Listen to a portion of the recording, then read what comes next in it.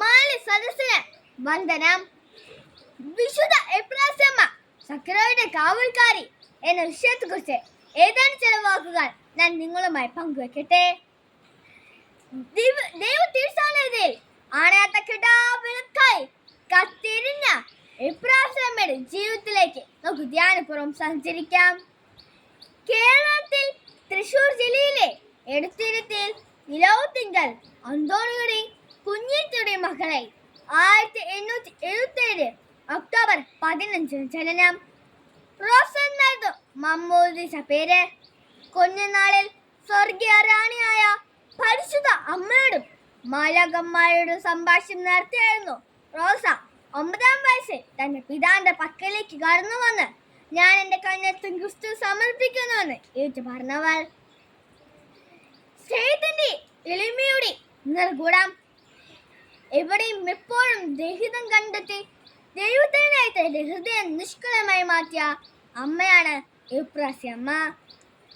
സക്രാരിയിലെ ദിവ്യകാരുനാഥന് മുമ്പിൽ കണ്ണുകൾ ഉറപ്പിച്ച് ജീവിച്ച അമ്മയ്ക്ക് സഞ്ചരിക്കുന്ന സക്രാരി, പ്രാർത്ഥിക്കുന്ന അമ്മ എന്നൊരു അപരനാമം കൂടി ഉണ്ട്.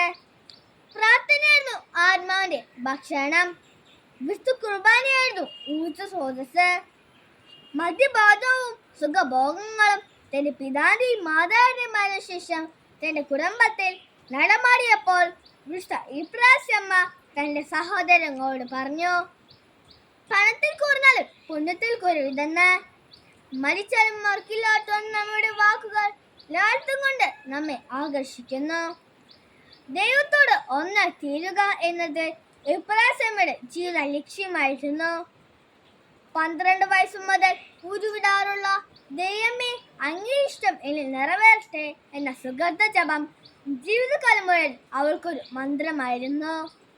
പരിശുദ്ധ അമ്മയോടുള്ള ആത്മബന്ധം നിരവധി പ്രാവശ്യം ജപമായി ചൊല്ലുന്നതിനിടയായി. ദിവ്യകാരുണ്യ സ്വീകരണം ആനന്ദത്തിന് തീവ്രമായ വൈകാരിക ഭാവങ്ങൾ സമ്മാനിക്കുന്ന അസാധാരണമായ നിമിഷങ്ങളായിരുന്നു എപ്രാസ്യമ്മയ്ക്ക്.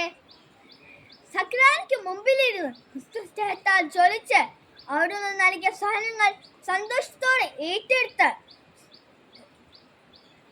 പുണ്യത്തിൽ ഉത്തരവാദിത്ത അഭിവൃദ്ധി പ്രാപിച്ച എപ്രാസ്യമ്മയെ പോലെ ജീവിതകാലം മുഴുവൻ ക്രിസ്തുസ്നേഹത്താൽ ജ്വലിച്ച് അവിടുന്ന് നൽകിയ സഹനങ്ങൾ സന്തോഷത്തോടെ ഏറ്റെടുത്ത് സൽപ്രവൃത്തികൾ ചെയ്ത് ജീവിക്കാൻ നമുക്ക് ഓരോരുത്തർക്കും സാധിക്കണം.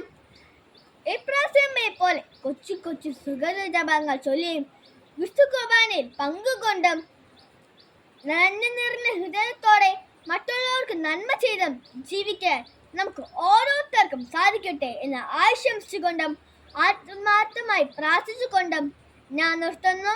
നന്ദി, നമസ്കാരം. ജയ് ക്രൈസ്റ്റ്.